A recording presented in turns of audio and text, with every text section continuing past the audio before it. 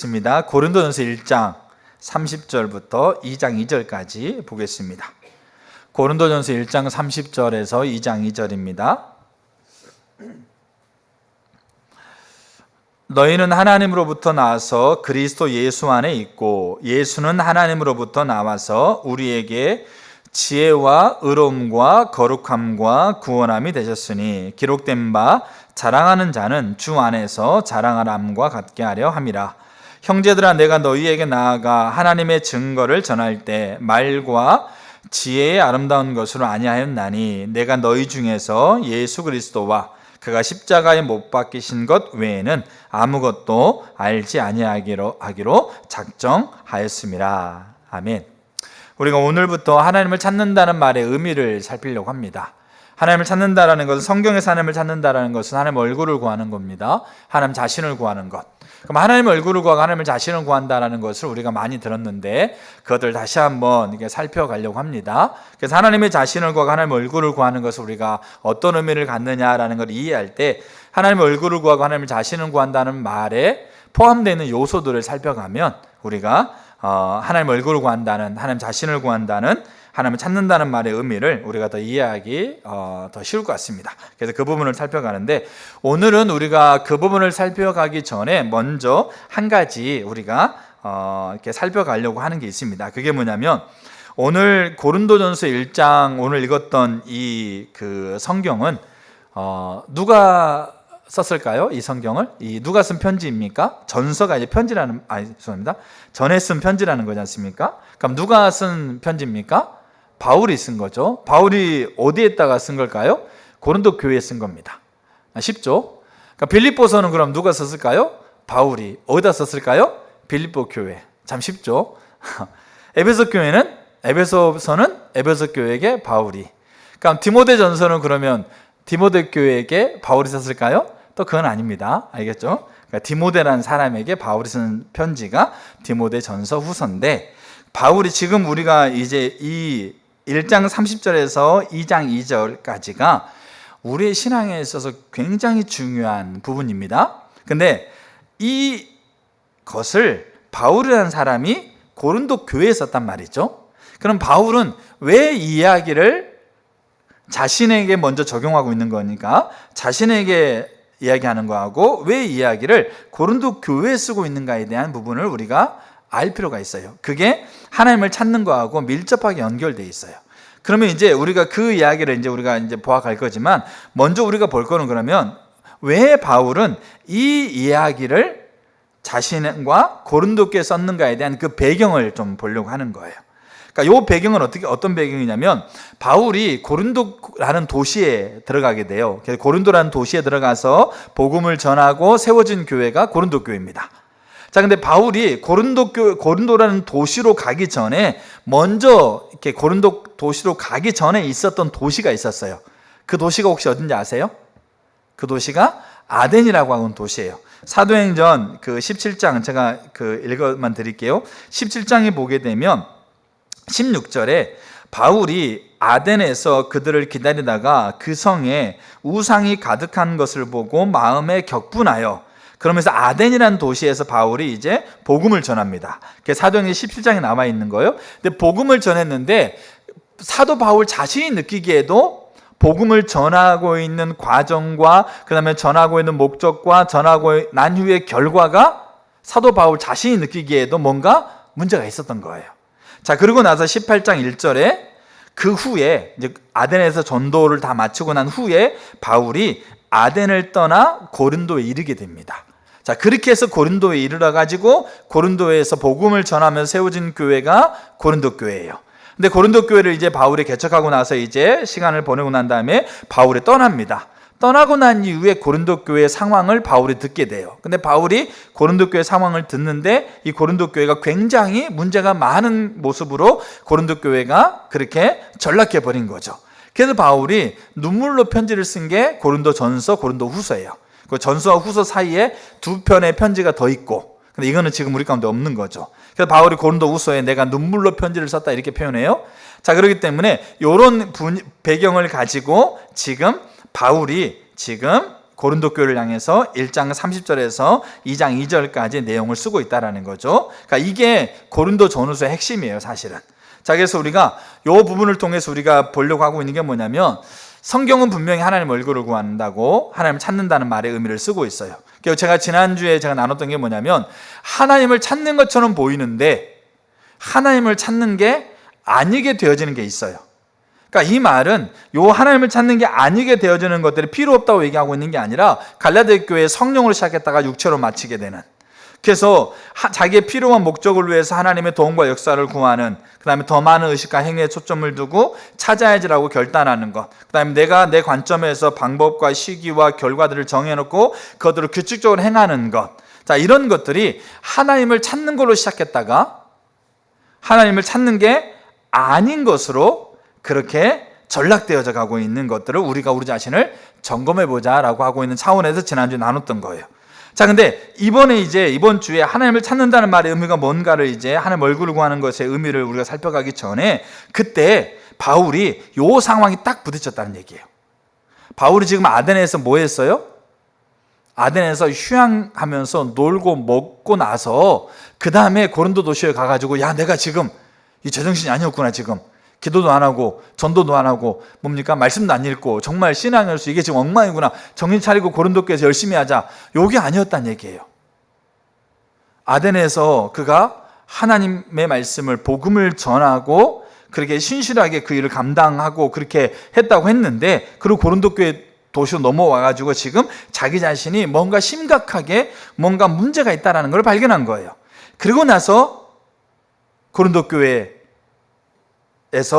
지역에서 고린도 교회에게 이야기를 쓰고 있다는 거죠. 자, 그래서 그 부분을 우리가 좀 보려고 하는 거죠. 자, 그래서 먼저 오늘 볼 게 뭐냐면, 하나님의 얼굴을 구하는 것에 담겨져 있는 요소를 보기 전에 하나님의 얼굴을 구한다라고 우리가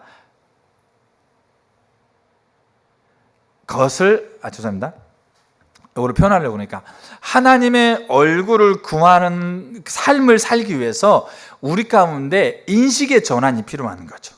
알겠죠? 인식의 전환. 그러니까 우리 가운데 이야기의 전환이 필요한 거죠. 이야기의 전환. 우리가 요즘 최근에 많이 듣잖아요. 이야기. 그 이야기는 단순히 뭐 동화라든지 아니면 뭐 소설 같은 그런 이야기를 얘기하고 있는 게 아닙니다. 그러니까 인식이에요. 그러니까 우리가 하나님의 얼굴을 구하기 위해서는, 그 하나님 얼굴을 구하는 삶을 살기 위해서는 인식의 전환이 돼야 돼요. 그러니까 또 하나는 뭐냐면, 인식의 전환이 되어지고 인식의 전환이 지속적으로 유지가 돼야 돼요. 그러니까 지금 바울이 요거를 본 거예요. 뭐냐면, 바울은 이제 좀 더 살펴보면 알겠지만, 바울은 인식의 전환이 일어났어요. 이야기의 전환이 일어났어요. 근데 문제는 뭐냐면, 그가 아덴에서는 전환된 이야기를 가지고 아덴에서는 잊지 못했다는 얘기예요. 그러니까 자기가 인식의 전환이 일어났음에도 불구하고 전환된 인식을 가지고 그 자리에 서지 못했다는 것을 깨닫고 나서 그가 엄청나게 놀랍니다. 회개하고, 그러고 나서 고린도에 넘어가가지고는 그가 뭐라고 얘기하는 겁니까? 내가 이 인식의 전환된 그 인식을 유지하면서 이 고린도 도시에서는 있으려고 내가 작정한다, 이렇게 얘기하고 있는 거예요, 쉽게 말해서. 그래서 우리가 하나님의 얼굴을 구하기 위해서는 인식의 전환이 필요해요. 여기 있는 분들 가운데요, 인식의 전환이 필요한 사람이 계세요. 또 하나는 전환된 인식을 유지해야 될 필요성이 있는 사람이 있다는 얘기예요. 여러분, 인식이라고 하고 있는 게, 그러니까 우리가 하나님 얼굴을 구하는 삶을 살기 위해서 인식해야 될 거, 이 말은 이야기, 이 말은 믿어야 되는 거, 붙들어야 되는 거예요. 알겠죠? 자, 그럼 이 인식의 전환, 이야기의 전환이라고 하고 있는 이 말의 의미를 잘 보여줄 수 있는 예를 한번 들어볼게요. 많이 알고 있는 예예요. 1950년대 효자에게 물어봤어요. 그러니까 예를 들어서 1950년도의 효자, 알겠죠? 효자, 부모님을 정말로 진정으로 사랑하고 효자에게 물어본 거죠. 당신에게 어느 날 아내와 어머니가 물에 빠졌으면 누구부터 건지겠습니까? 라고 물어본 거예요. 1950년대 효자. 그러면 그때 대다수의 사람은 누구를 먼저 건진다고 대답할까요? 어머니를 먼저 건진다고 대답해요. 알겠죠? 자, 2024년도 효자. 알겠죠? 똑같은 효자예요. 뭐 부모님을 모른 체 하는 게 아니라 똑같은 정말 부모님을 사랑하고 존중하고 있는 효자에게 물어봤어요. 아내와 어머니 중에 물에 빠지면 누구부터 건지겠습니까? 라고 물어보면, 그러면 대다수의 지금 효자인 남성들의, 결혼한 남성들의 대다수의 대답은 뭐로 나올 것 같으세요? 아내를 먼저 건진다고 나와요. 그렇다고 부모님들이 속상해할 필요는 없어요. 그러니까 이게 뭐냐면 이게 이야기예요. 이게 인식이에요. 어떤 인식을 가지고 사느냐가 어떤 것을 가치 있게 여기는가로 가치를 결정하게 되고 그 가치로 행동을 결정하게 되는 거예요. 근데 1950년대, 그러니까 이 이야기는 틀리고 옳고 그런 이야기가 아니에요. 알겠죠? 자, 그래서 지금 지금 청소년들 애들한테 누구 먼저 건질 거냐 그러면 자기는 119에 전화한다고 그러는 거예요. 알겠죠? 전화하고 기다려! 전화했으니까 금방 올 거야. 기다려! 이렇게 하고 있는 거지. 그러니까 이게 이야기인 거예요. 인식이에요. 알겠죠? 그러니까 우리가 하나님을 찾는다. 아까 얘기했잖아요. 하나님을 찾는 것처럼 보이는 행동들 있지 않습니까? 이게 인식의 전환을 가지고 우리가 행하게 되면 내 필요를 위해서 간절히 하나님께 부르짖어요. 내가 지금 있어야 될 거, 원하는 것을 위해서 간절히 하나님께 부르짖어요. 근데 이게 인식의 전환을 가지고 하나님께 부르짖는 게 있고, 인식의 전환됐다 하더라도 인식의 전환이 된 것을 사라져버린 상태에서 하나님께 부르짖는 게 있다고요. 그러니까 하나님을 찾는 것처럼 보이는데 사실은 하나님 찾는 게 아닌 게 되는 게 있는 거예요. 그게 지난주 봤던 거죠. 근데 우리가 하나님을 찾으려면 우리가 가지고 해야 될 인식의 전환. 제가 집에서 과일을 깎을 때, 자주는 않지만 과일을 깎을 때 가장 먼저 맛있는 부분을 가장 먼저 잘라가지고 누구에게 먼저 줄까요? 제 아이들 3명이 있어요. 큰아들, 둘째 딸, 막내. 그럼 이들 중에 가장 마음에 드는 애 중에 골라봅시다. 왔다 갔다 하면서 이렇게 줄까요? 누구 먼저 주겠어요? 아내 먼저 줘요. 그럼 아이들한테도 가장 맛있는 거 이렇게 있으면 누구 먼저 갖다 주라고? 아내 먼저 갖다 달라고 그래요. 그러면 저는 공공하게 그렇게 얘기를 해요. 너네들과 엄마가 먼저 물에 빠지면 나는 누구 먼저 건질 거다? 엄마 먼저 건질 거다. 이렇게 공공하게 얘기하고 진짜 그래요. 근데 가끔 제 아내가 그렇게 얘기를 해요. 말은 그렇게 하는데 말은 그렇게 하는데 사실은 누구 먼저 챙기더라? 사실은 은희 먼저 챙기고 은채 먼저 챙기더라. 이렇게 얘기한다고요. 그러니까 여러분 이게 의미가 있는 거예요. 그러니까 저는 인식의 전환을 가졌어요. 알겠죠?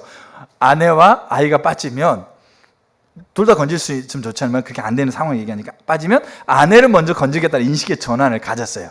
근데 문제는 뭐냐면 제가 삶을 살아가는 가운데 이 인식의 전환된 인식을 유지하는 것이 제 안에 흐려질 수 있다는 얘기예요. 그래서 아내가 볼 때는 어떨 때는 자기를 먼저 건지는 것처럼 느껴지기도 하고 어쩔 때는 자식 먼저 챙기는 것처럼 말은 그렇게 하더라. 알겠죠? 말은 나를 살린다고 그러고 말은 나를 제일 챙긴다고 그러는데 보니까 행동은 그게 뭐냐면 그게 내 인식의 전환이 됐음에도 불구하고 인식의 전환이 된 상태가 흐려진 상태에서 그 일을 하고 있는 거예요. 이게 바울이 깨달았던 거예요. 바울은 인식의 전환을 겪었어요. 근데 문제는 뭐냐면 아덴에 전도할 때 인식의 전환을 겪었음에도 불구하고 아덴에서 전도할 때는 인식의 전환이 겪은 상태로 전도하지 못했어요. 그래서 이게 흐려진 거예요. 그거를 깨닫고 나서 그가 엄청나게 놀라면서 회개하면서요 고린도로 넘어가자마자 고백하고 있는 게 그거예요. 나는 작정한다. 나는 이 인식의 전환된 인식을 가지고 내가 어떤 자리, 어떤 환경이든지 간에 내가 서기로 나는 결심하고 작정하고 이거를 놓치지 않으려고 끝까지 내가 이걸 붙들려고 애를 쓴다. 그게 오늘 읽었던 이야기예요. 오늘 읽었던 이 1장 30절과 2장 2절이에요. 이게 바울에게 필요했었고요. 이게 정확하게 고린도 교회에 필요하고 있어요. 자, 그러면 이제 우리가 중요한 게 뭐냐면 우리가 신앙이라고 하고 있는 걸 할 때 우리가 다 행동을 다 하지 않습니까? 근데 문제는 뭐냐면 인식의 전환이 안 된 상태에서 우리가 행동을 할 수 있어요. 하나님 얼굴을 구하는 것처럼 보이는데 전혀 하나님 얼굴을 구하지 않는 인식의 전환이 안 되면 이거는 하나님 얼굴을 구하는 게 아닙니다. 겉모양 아무리 화려해도 하나님은 그거 받지 않으세요. 성경에 너무나 분명하죠. 바리새인 이사야, 예레미야 이런 시대에 우리가 수두룩하잖아요. 그러니까 인식의 전환이 안 된 상태에서 하나님을 향해서 행동할 수 있어요. 근데 그거 절대 하나님의 얼굴을 구하는 거 아니에요.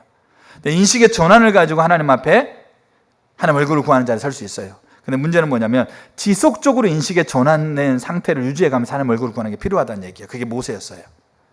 그러니까 우리가 이게 필요한 거죠. 그러면 자, 이 인식의 전환이 우리 가운데 되어지면 이게 하나님을 얼굴로 가고 하나님을 찾는 거하고 밀접하게 연결되어 있는 게 금방 이해가 돼요. 그러니까 저 여러분들이 지금 진짜 인식의 전환을 겪으셔야 될 필요가 있는 분들은 인식의 전환되기를 축복하고요. 인식의 전환을 겪었던 분들은 그 인식의 전환을 내가 지금 유지해서 내 모든 환경들을 바라보고 있는 걸 한번 보세요. 우리가 알다시피 하나님과 친밀함이라고 하고 있는 이 친밀함이라고 하고 있는 말의 의미는 하나님이 베풀고 있는 연회의 자리에 참여하고 있다는 의미를 가지고 있어요. 하나님 베풀고 있는 잔치에 참여해서 거기에서 하나님이 말하고 있는 말을 듣고 하나님 마음을 느끼고 하나님의 생각을 발견하게 되어지고 그 기쁨을 누리고 즐거움을 누리는 것, 이게 친밀함입니다. 근데 문제는 뭐냐면 하나님께서 잘 기억하셔야 될 게 뭐냐면 하나님께서 우리의 일상 안에 주고 있는 모든 것은 하나님의 친밀함 가운데 들어가는 도구예요. 우리 안에 하나님께 허락하고 있는 모든 것들은 우리가 하나님의 베푸신 연회에 들어가는 도구입니다. 그게 기쁜 일이건 그게 슬픈 일이건 그게 염려된 일이건 그게 염려가 안 되는 일이건 그게 예배건 그게 찬양이건 그게 묵상이건 그게 기도건 그게 내 오늘 일하는 일자리건 내가 오늘 아이들을 대하는 자리이건 그게 하나님께서 우리에게 허락하고 있는 모든 것은 우리가 하나님의 연회에 들어가는 도구가 돼요. 근데 우리 인식의 전환이 안 되면 그 모든 도구가 하나님의 연회에 들어가는 도구가 되지 않아요. 기쁠 때 내가 문제가 있는데 문제 바로바로 채워줘. 그러면 그거는 하나님을 인식의 전환이 안 된 자들도요 감사해요. 기뻐한다고요. 즐거워한다고요. 원한다고요.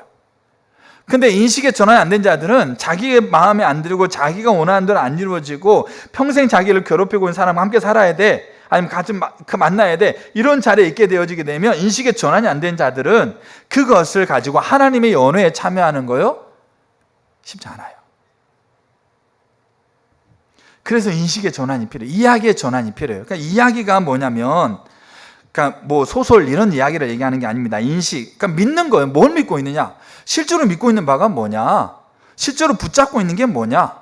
말은 그렇게 하는데 실제로 뭘 붙들고 있느냐? 그게 인식이에요. 그게 이야기인데 보세요. 우리의 행동이 우리의 이야기를 만들어내는 것이 아니라 우리가 믿고 가지고 있는 이야기가 우리의 행동에 영향을 미치게 돼 있어요.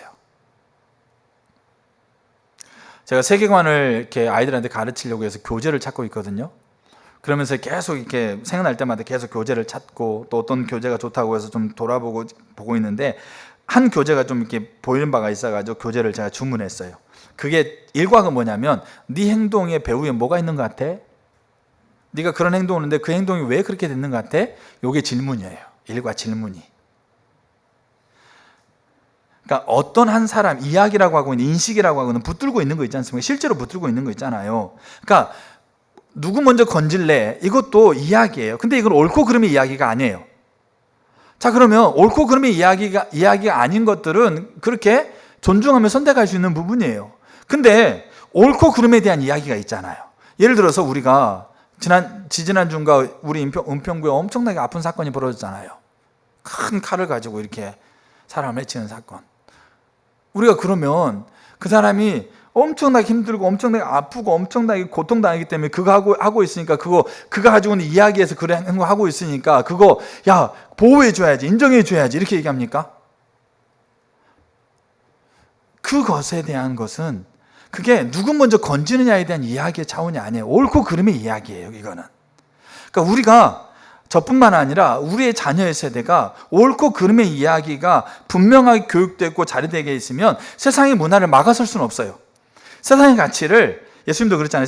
예수님 다시 오실 때 세상은 더 하나님을 대적하고 하나님을 비등하게 여기고 있는 문화가 더 자기 중심적인 거를 더 발달시키는 문화가 더 가득할 거라고. 그거는 막아설 수는 없어요. 왜? 그게 세상에 예수님 다시 오실 때가 될수록 그게 세상의 흐름이기 때문에 그걸 막아설 수가 없어요. 근데 문제는 뭐냐면 그거를 막아설 수는 없지만 그걸 분별해서 취하게 할 수 있어요. 그걸 하고 안 하고에 따라서 내가 못난 사람이 되는 건가? 내가 친구들과 제가 아들한테 그래서 네 친구들과 어울려 다니는 거 좋다. 근데 친구들 어울려 다니면서 친구들이 하고 있는 거 안 하면 네 친구들에게서 네가 떨어질까 봐 그거 동조하지 말아라. 그렇게 얘기를 하는 거예요. 그러니까 옳고 그름에 대한 이야기가 있잖아요. 그러니까 이것을 우리 가운데 분명하게 교육하고 자리가 잡히게 되어주고 인식, 붙드는 것, 붙잡는 것, 이야기가 우리 가운데 근거에서 우리 가운데 되면 인생의 사건들을 해석하는 방식에 차이가 생기게 돼 있어요. 왜요? 이 이야기가 뭘 만들어내겠어요? 가치를 만들어내요. 여러분, 우리가 다이소에, 죄송합니다, 공개적으로 상호로 언급하면 안 되는 다땡땡, 그 중에 1,000원짜리 뭐 주걱 하나 샀어요. 그래서 한두 번 했는데 뚝 부러졌어. 그럼 우리 생각해요, 본래 뭐 그렇게 그런 거야, 또 사면 되지, 이렇게 생각하고 뭐 고객센터 전화해가지고 뭡니까? 이거 1,000원짜리 이거 샀는데 2번 하고 부러졌는데 이거 어떻게 합니까? 고객센터 전화하는 사람 몇 명 안 될 거예요. 근데 똑같은 모양이 생긴 거를 백화점에서 300만 원 주고 샀어. 근데 2번 했는데 또 부러졌어. 그럼 본래 이런 거야, 뭐 이렇게 하면서 뭐 다음에 또 사면 되지, 이렇게 합니까? 아니죠. 어떻게 합니까? 전화해가지고, 고객센터 전화해가지고 막 그냥 이게 뭡니까? 이렇게 비싸게 이렇게 주고 샀는데, 이렇게 얘기할 거 아닙니까? 그러니까 이게 뭐냐면, 그러니까 1,000원이 가치 없다 얘기하는 게 아니고, 우리가 어떤 이야기를 가지고 사는가가 가치를 결정하는 가치. 그러면 부러졌으면 가서 돈 주고 야 가서 하나 사봐라 해가지고, 그렇게 1,000원은 금방 살 수 있는 걸 여기니까 그렇게 하는 건데, 뭐 몇 천만 원, 몇 억짜리 이런 것들은 그렇게 우리가 여기지 않잖아요. 그러니까 이게 우리가 가지고 있는 이야기가 가치를 결정하는데, 가치를 결정하는 가치가 뭘 판단하게 돼 있어요? 행동을 판단하게 돼 있어요. 이 행동, 저 행동, 내가 행동, 저 사람의 행동, 이 사회 행동, 이 나라의 정책, 그 다음에 뭡니까? 교육, 이걸 판단하게 됐다고요. 그렇기 때문에 요 이야기가, 요 인식이 뭐에 근거하느냐가 우리가 막아설 수는 없어요. 그 흐름을 우리가 뭡니까? 이렇게 막아설 수는 없고, 그 흐름 가운데 있다 하더라도 그 흐름 속에서 우리가 어떻게 우리가 그것들을 받아들이고 판단할 수 있냐에 대한 것들은 충분히 결정할 수 있는 거예요. 그래서 이 이야기가 너무 중요한 거예요. 근데 이 이야기의 전환이 일어나야 돼요. 그래서 보세요. 어떤 강의에서 우리가 이야기를 따라 산다고 할 때는 동화책 속의 이야기를 말하는 것도 아니고, 우리가 만들어낸 공상 속의 이야기를 말하는 것도 아니고, 제가 말하는 이야기는 그보다 더 근본적인 이야기인데, 세상에 대해서 내가 누구이고 어디서 왔고, 그 다음에 내 목적은 뭐고 뭐가 행복한지에 대한 근본적인, 근원적인 삶의 질문들이라는 거죠. 그리고 질문들에 대한 근거가 이야기다.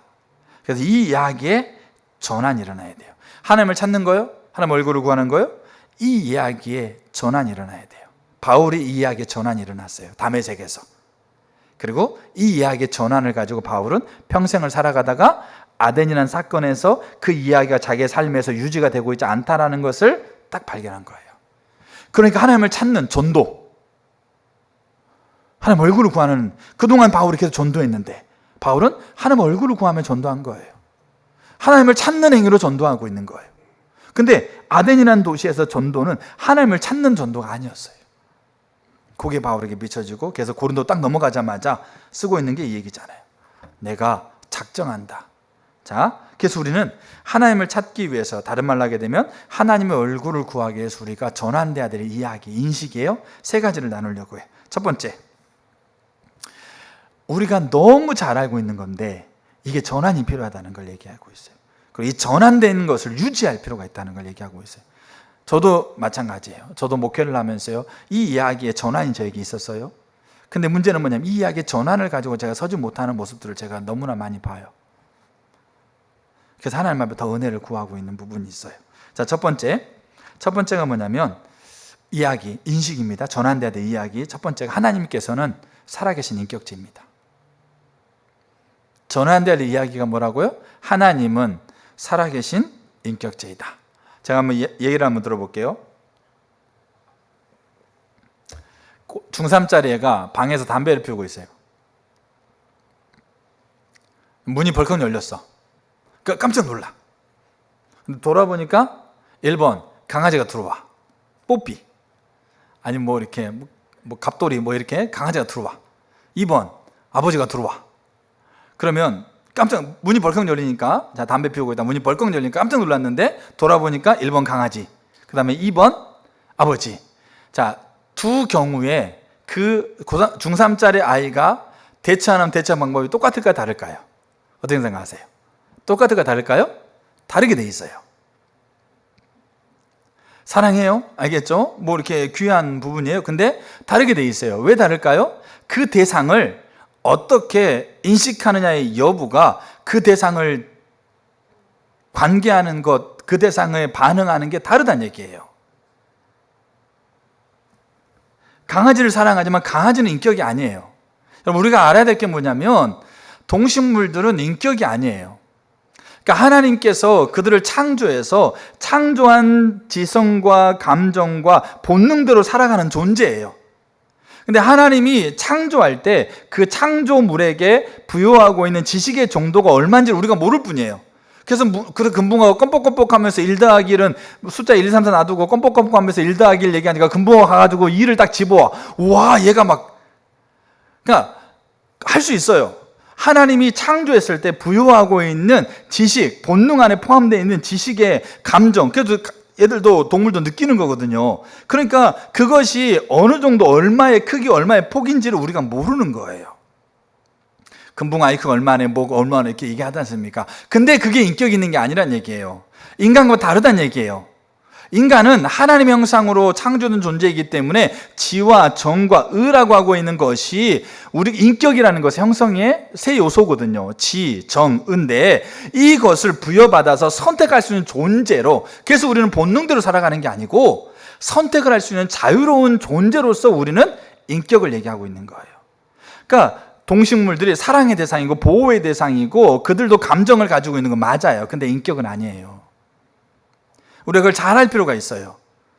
인간만 하나님의 형상으로 선택할 수 있는 존재. 그래서 이들은 본성에 맞게끔 이들은 뭐 하고 있는 거죠? 하나님의 창조의 원리대로 이들은 살아가요. 나무도 그렇고 풀도 그렇고 동식물도 다 그렇게 한다고요. 근데 이들이 인간의 타락으로 이들이 그 본성대로 살아갈 수 있는 길이 완전히 막혀버린 거죠. 그래서 이들이 지금은 그렇게 못하고 있기 때문에 뭘 기다리는 거예요? 창조의 다시 재창조를 통해서 이 일들이 일어나기를 고대하고 있다. 그게 로마서 8장에 나오는 얘기예요. 근데 인간은 달라요. 인간은 하나님이 창조할 때 선택을 할 수 있는 자유로운 존재로, 인격을 가지고 있는 존재로 창조한 거예요. 그렇기 때문에 우리가 가지고 있는 이야기가 깜짝 놀라도 돌아보면 강아지고 돌아보면 아버지고, 여기에 따라서 우리의 반응이 달라질 수 있는 게 뭐냐면 우리의 이야기가 그렇게 되는 거예요. 우리 가지고 있는. 근데 하나님이 그 대상을 어떻게 인식하느냐가, 어떤 이야기를 가지고 그 대상을 바라보고 있느냐가 그 대상과의 관계, 그 대상을 향한 태도, 그 대상을 향해서 내가 반응하는 것을 결정하는 거예요. 오늘날 우리가요, 부모의 권위가, 스승의 권위가 인격으로 여기지만 그걸 어떻게 대하고 있는가에 대한 이야기가 완전하게 바닥이 돼버리니까 스승의 권위가 무너지고 부모의 권위가 무너진 거잖아요. 그거는 그 이야기의 흐름으로 인해서 그렇게 되어진 결과물들인 거예요, 사실은. 우리가 하나님을 찾기 위해서, 하나님 얼굴을 구해서 우리가 가져야 될 이야기는 하나님은 인격체로 살아계시다는 거예요. 예수님이, 제자들이 예수님의 기도를 가르쳐 달라고 그랬어요. 예수님이 기도를 가르쳐 주죠. 뭘 가르쳐 줍니까? 주기도문. 주기도문 아세요? 주기도문을 해보실래요? 하늘에 계신 우리 아버지요. 제가 이렇게 이야기는 달라요. 알겠죠? 이야기를 하나 해드릴게요. 제가 지난달에 저희 갔었잖아요. 그때 거기 계신 목사님이 계시는데, 목사님이 이제 삼촌 되세요. 우리 박미자 집사님 안 오셨는데, 박미자 집사님 이렇게 박은자 집사님 삼촌 되시는 거예요. 박은수 집사님 삼촌 되시는 건데, 이런 얘기를 하다가 그 목사님이 이제 물어봤어요. 박은수 집사님이나 박미자 집사님한테 너 주기도문 알아? 이렇게 물어본 거죠. 그러니까 주기도문 알죠? 그런 거죠. 주기도문 해봐. 그러니까 처음에는 박은수 집사님이었었나? 그렇게 하늘에 계신 우리 아버지, 너 그게 주기도문 하는 거야? 그 이제 박미자 집사한테 너 주기도문 알아? 아, 주기도문 안다고. 주기도문 해봐. 그러니까 하늘에 계신 우리 아버지, 너 그 주기도문 아는 거야? 뭐 이렇게 막 화를 내시는 거죠. 그냥 또 또 계세요. 아까 일부도 생각 안 났는데, 그분한테 이렇게 또 너 주기도문 알아? 이거 삼촌이시니까, 목사님은 삼촌이시니까, 너 주기도문 알아? 그러니까 주기도 안 돼. 해봐. 그러니까 이제 그 집사님은 하나님 우리의 필요를 채워주시는 분이십니다. 하나님께 내 필요를 위해서 기도합니다. 그래, 그게 주기도문이지. 이렇게 얘기하고 있는 거예요. 이 말의 의미를 아시겠어요? 이 차이의 의미를 아시겠어요? 여러분 주기도문 아세요? 압니다. 주기도 해보세요. 하늘에 계신 우리 아버지. 그러면 그렇게 하늘에 계신 우리 아버지여 이름이 거룩히 여기심 받으시면 쭉쭉 얘기하면 주기도문을 하고 있습니까? 아니면 예배 끝날 때 주기도문하고 끝나면 그러면 그 주기도문 한 겁니까? 사도신경 전능하사 천지를 만드신 하나님 아버지를 내가 믿사오며 그 아들 예수 그리스도를 믿사오니, 그 사도신경 우리가 예배 중간에 그렇게 하게 되면 사도신경을 하고 있는 겁니까? 우리가 주기도문 문구 안 따라해도 우리의 삶 안에서 주기도문으로 하나님께 우리가 하나님을 예배하고 기도할 수 있는 거 가능해요. 예배 끝나고 나서 주기도문 안 하면 주기도문 안 하는 거냐? 그거 한다고 주기도문 하면 다 주기도문 하게 해요. 예수님은 기도문을 가르치는 게 아니라 기도를 가르치셨어요. 너 주기도문 알아? 압니다. 주기도문 해봐. 하늘에 계신 우리 아버지. 그게 주기도문이야? 주기도문을 인식 차원에서 하나님 앞에 기도하고 있는 거하고, 인식이 전환이 안 된 상태, 아니면 인식이 전환됐다 하더라도 그 인식의 전환이 사그라진 상태에서 하고 있는 거하고는 다르다는 얘기예요.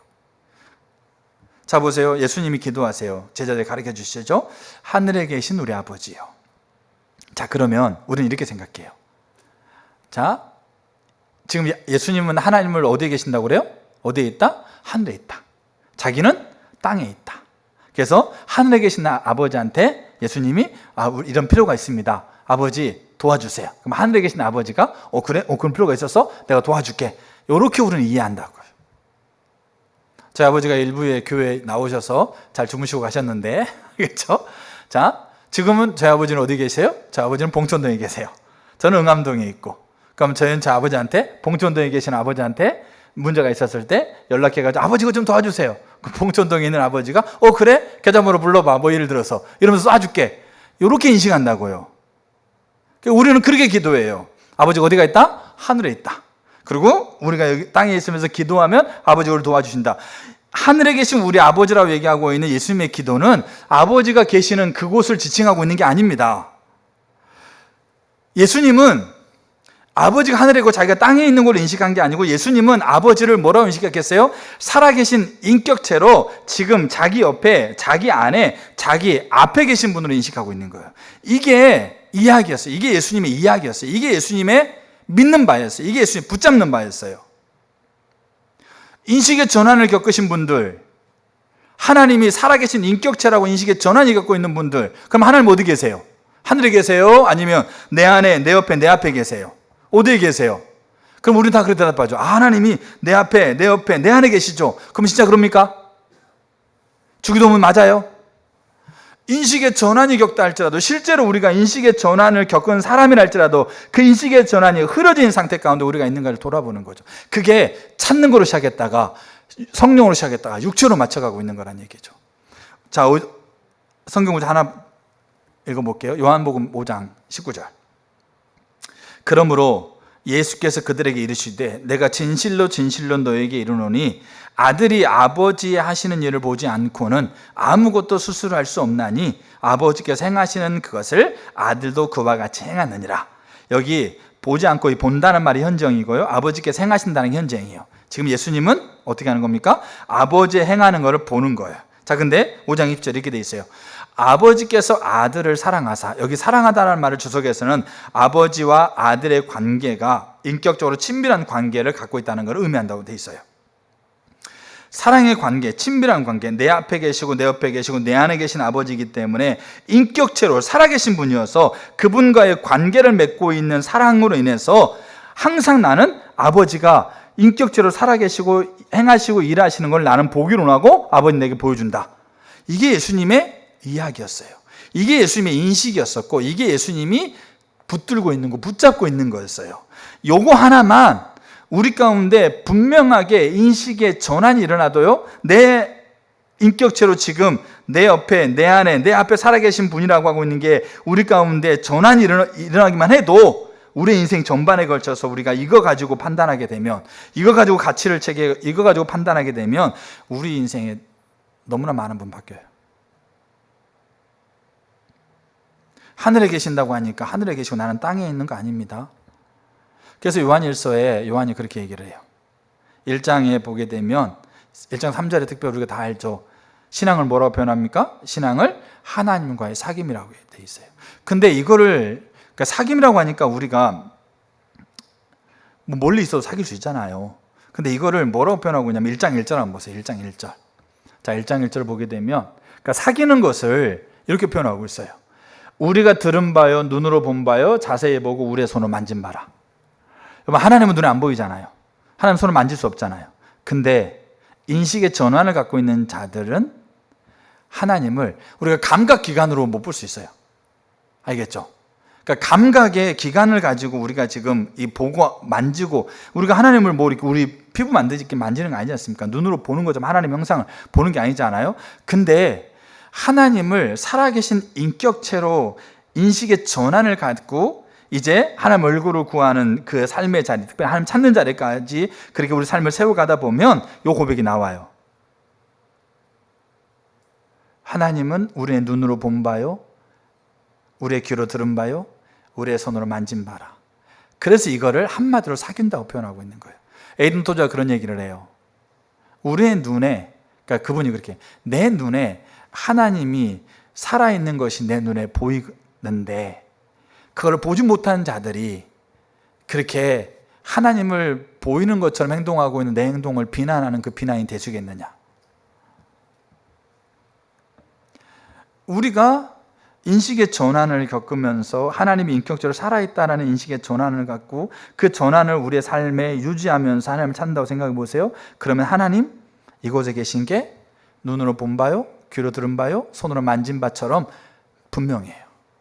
그럼 그 하나님이 계시기 때문에 내가 그 하나님을 바라보고 그 하나님을 위해서 내가 판단하고, 때로는 그 하나님 앞에서 때로는 춤을 추기도 하고 눈물을 흘리기도 하고 소리를 지르기도 하고, 그렇게 하나님 앞에 내가 지금 사람 앞에 보이려고 하는 게 아니고 하나님 앞에 그거 하고 있는데, 그걸 보지 못하는 사람들이 그것을 가지고, 야, 이렇게 교회 갔더니 제가 대전에서 있을 때 그 어떤 학생, 제 교회 다니는 애가 친구를 데려왔는데 막 방을 하고 있는 거 보면서 기겁해가지고 교회 안 온다고 그랬어요.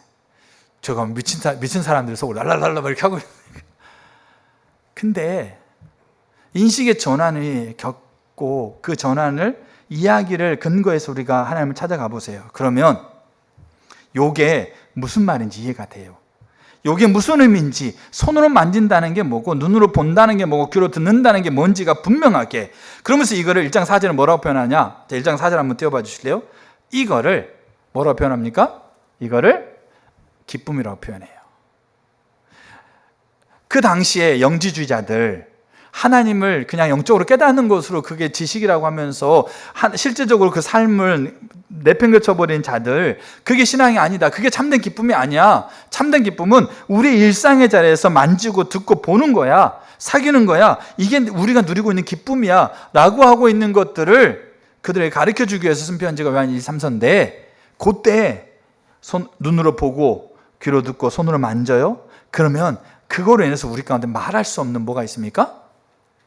표현할 수 없는, 세상이 어떤 것을 주고도 살 수 없는, 세상이 어떤 것을 주고도 빼앗아갈 수 없는, 내가 그거를 포기할 수 없는 그 기쁨, 그 리조이스, 알겠죠? 그 만족, 행복, 그 충만함이 그 안에 있는 거예요.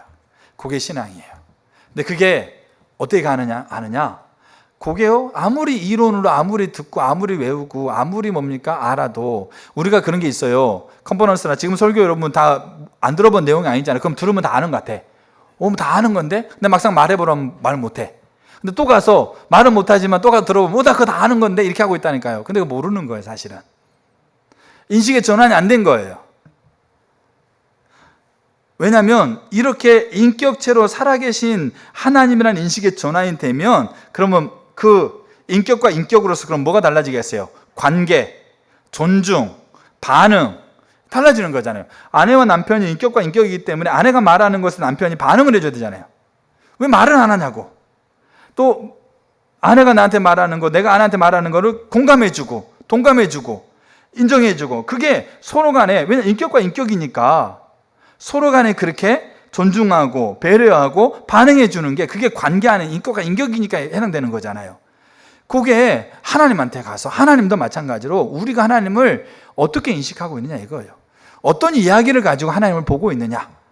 우리 인식의 전환을 가지고 있자면 실제로 지금 내 지금 삶의 자리, 내 일터, 내 가정, 내 지금 뭡니까? 내 자신, 이런 자리를 내가 지금 이 인식을 가지고, 전환된 인식을 가지고 바라보고 있느냐, 이거를 우리가 돌아볼 필요가 있다는 얘기죠. 바울이 요 두 번째, 요 상황에 바울이 인식의 전환을 겪고 요 두 번째 상황에 바울이 그거를 놓쳐버리고 있다는 걸 깨닫고 난 이후에 쓰고 있는 서신이 고린도전서예요. 고린도 교회를 전도하고 나서 교회를 개척하고 나서 떠나 있다가 고린도 교회가 이건 놓쳐버린 거예요. 그래서 바울이 이제 쭉 써가면서 이게 가장 먼저 이걸 먼저 언급하고 있는 거죠. 이게 첫 번째예요. 인식의 전환 첫 번째. 인식의 전환이 안 되는 분은 전환되셔야 돼요. 인식의 전환이 되신 분들은 이 전환된 인식을 가지고 내 삶의 모든 것들을 다시 보셔야 돼요. 첫 번째 인식이 뭐냐? 이야기가 뭐냐? 하나님은 살아계신 인격이십니다. 두 번째, 하나님만이 우리의 유일한 생명의 공급자이시면서 유지하시는 분이십니다. 하나님만이 우리의 생명의 공급자, 유일한 생명의 공급자이시면서 유지하시는 분이세요. 그러니까 하나님으로부터 생명이 공급되어지고 하나님이 유지하지 않으면 우리가 살 수 없어. 여러분, 아이가 100일짜리 아이가 100일짜리 다 떠나서 1살짜리 아이가 엄마 안 보이면 뭐 합니까? 뭐 어디 갔다 좀 있으면 오시겠지. 뭐 오실 때 뭐 좀 사오시려나? 뭐 이렇게 생각하나요? 울죠. 뭐 하듯이 울어요? 세상 다 없어진 것처럼 울죠. 아무리 옆에서 아무리 얘기를 해도 야 좀 기다려봐 엄마 올 거야. 근데 울죠. 왜? 엄마가 눈에 안 보이니까. 그럼 왜 울까? 그 아이의 이야기는 뭘까? 가르쳐주지 않는데 이야기는 뭘까? 엄마가 자기의 생명의 유일한 통로인 거예요. 그게 안 보이니까. 우리는 안 보이면 없는 게 아니고 어디 갔다 오면 온다고 이해할 수 있는데 그 아이는 그게 없어. 일단 인식은 뭐예요? 그 엄마가 내 유일한 생명줄인데 엄마가 안 보여. 그리고 엄마는 없다. 그리고 나는 지금 생명에 긴급한 지금 문제에 처했다. 나는 죽을 수도 있겠다. 그래서 나는 지금 엄마를 찾아야 된다. 그래서 세상 다 떠나가듯이 우는 거죠. 그게 그 아이 가지고 있는 이야기예요. 여기 보세요. 이게 하나님이 우리의 유일한 생명의 공급자이고, 그러니까 공급만 하는 거로 끝나는 게 아니에요. 그걸 뭐 하신다? 유지하시는 거예요. 유지. 그게 누구다? 하나님이라는 거예요. 그게 우리 가운데 이야기가 돼야 돼요. 그게 우리 가운데 믿는 바가 돼야 되고 붙드는 바가 돼야 돼요. 그래야만 뭐 하게 돼요? 그래야만 우리가 뭐 하게 되겠어요? 그 일을 가능하게 되는 길이 하나님 얼굴을 구하는 거라고 그러니까 그거 끊어지면 안 되니까 뭐 하게 될 수밖에 없겠어요? 그 이야기만 가지고 있어도 하나님 찾게 돼 있어요. 사실은. 자, 성경 두 구절 한번 볼게요. 시편 1편 3절. 시냇가에 심은 나무가 시절을 쫓아 과실을 맺는다 이렇게 돼 있어요. 사실 이게 시냇가에 심은 나무라고 하고 있는 게 수동태입니다. 이 말은 뭐냐면 시냇가에 심겨진 나무가 이렇게 돼 있어요. 그러면 나무 누가 갖다 심었을까요? 나무 스스로 시냇물 가서 심겨졌을까요? 아니겠죠. 그러면 대한민국 모든 나무는 다 물 앞에 있어야 되겠죠. 달 줄 서면서 야 오늘 저리 가자 해가지고 저리 갔다가 여기 물 없으면 또 내일은 저리 가자고 저리 가고 그게 돼야 되겠죠. 근데 나무가 그렇게 할 수 있는 게 아니에요. 누가 심었다는 거죠? 나무 주인이 나무를 파가지고 어디다 심었다고요? 시냇가에 심은 거죠. 그러면 나무는 이제 뭐 하는 거죠? 물을 빨아들이는 거죠. 그럼 그 물은 나무가 채웁니까? 나무가 채우지 않죠. 물은 누가 채워요? 물은 이제 나무의 주인이 채우는 거예요. 그 말은 무슨 말이겠냐? 나무는 빨아들이는 건 나무가 해요.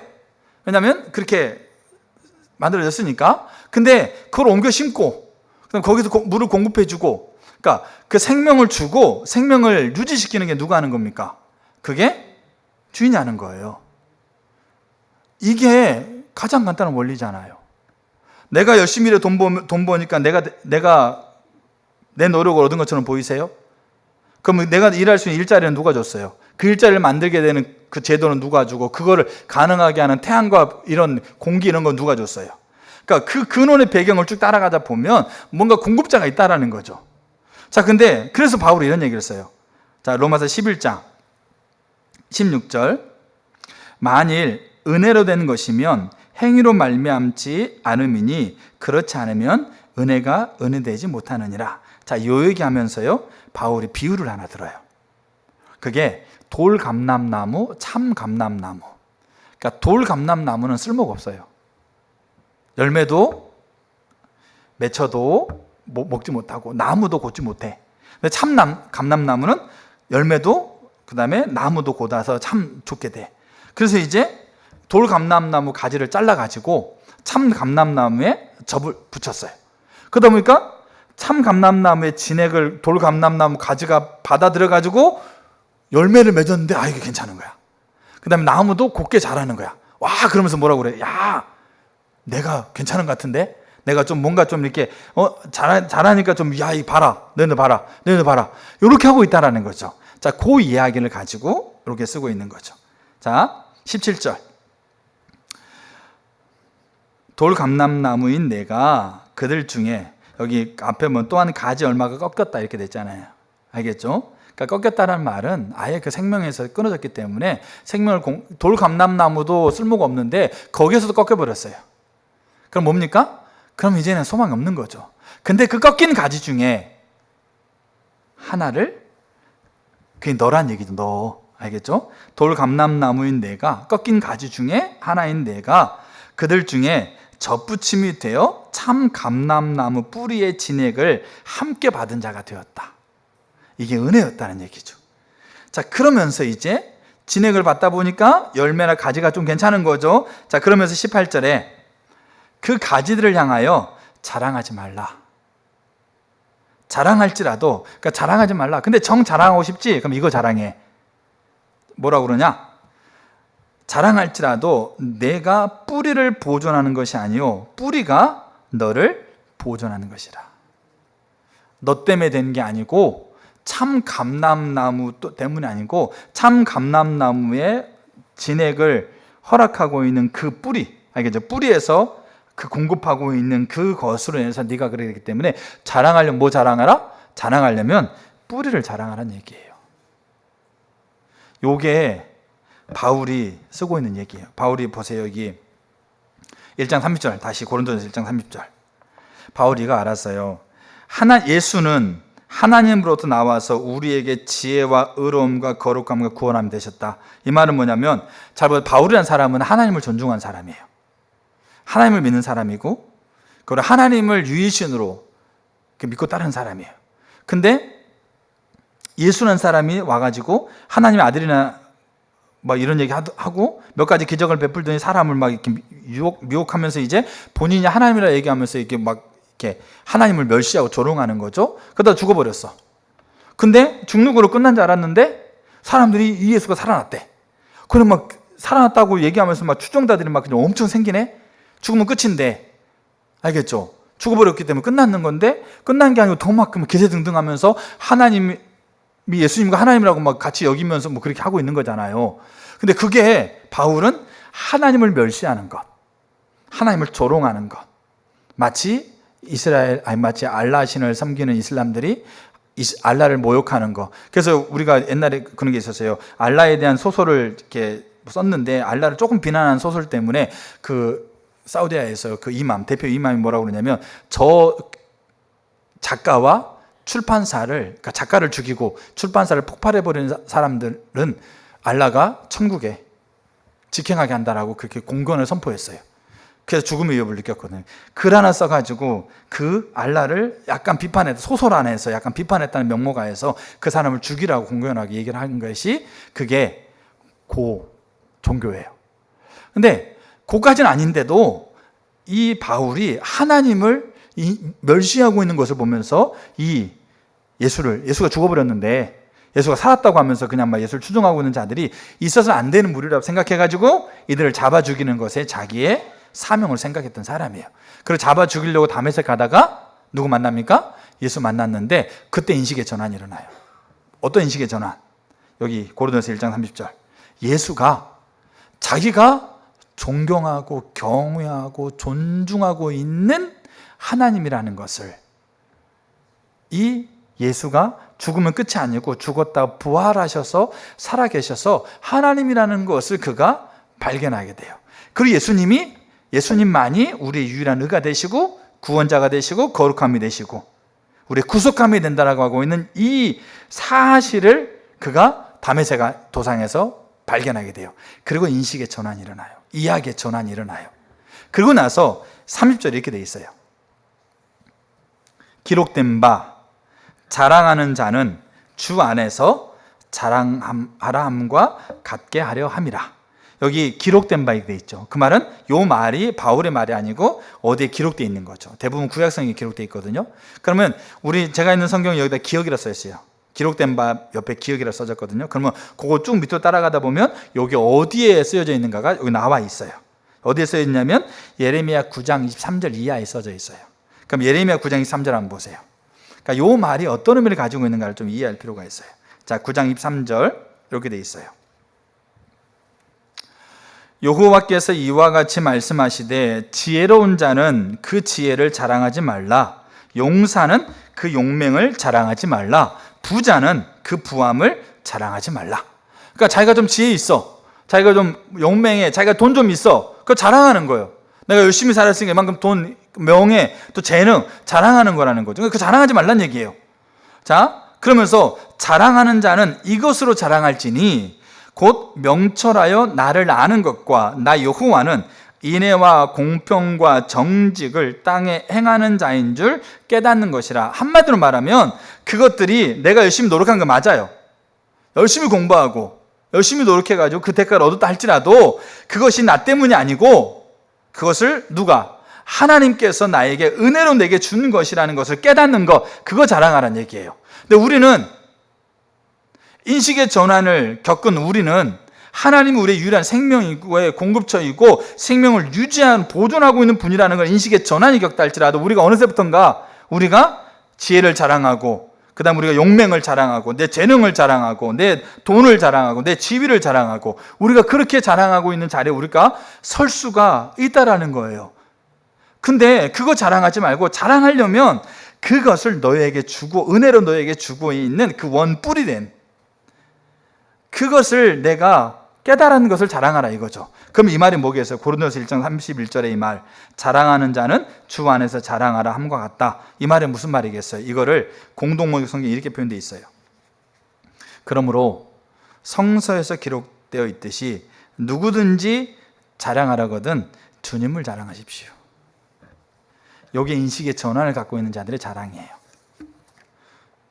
하나님의 백성들 하나님이 지혜롭게 할 수도 있고요, 하나님이 부하게 할 수도 있어요. 하나님이 지위를 높일 수도 있어요. 근데 문제는 뭐냐면 이 인식의 전환을 갖고 인식의 전환이 지속 유지된 자들은 자랑해요. 마음껏 자랑해요. 근데 누구를 자랑합니까? 주님 자랑해요. 뿌리를 자랑해요. 그것을 가능하게 한 하나님을 자랑한다고요. 근데 우리가 잘 보세요. 우리가 어느새부턴가 은혜의 옷이 좀 입혀지게 되면 누구 자랑합니까? 은혜의 옷을 입혀준 그분을 자랑하는 게 아니고 옷을 입고 있는 나를 자랑해요.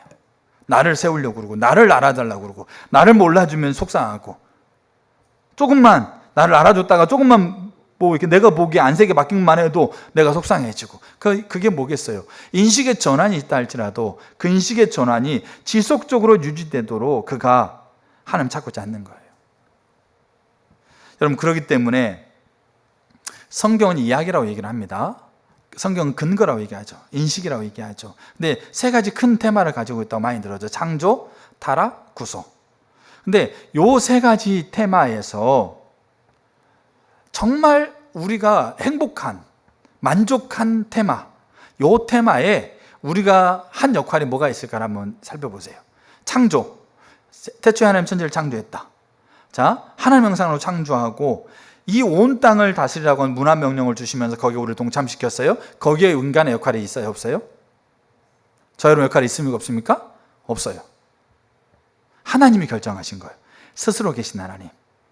어떤 것을 영향을, 이게 자존성이거든요. 이게 하나님만이 가지고 있는 절대성이에요. 누구도 피조물과 하나님이 분리될 수 있는 몇 가지 하나님의 성품이 있거든요. 이게 자존성이에요. 그 다음 편재성, 어디나 계신다.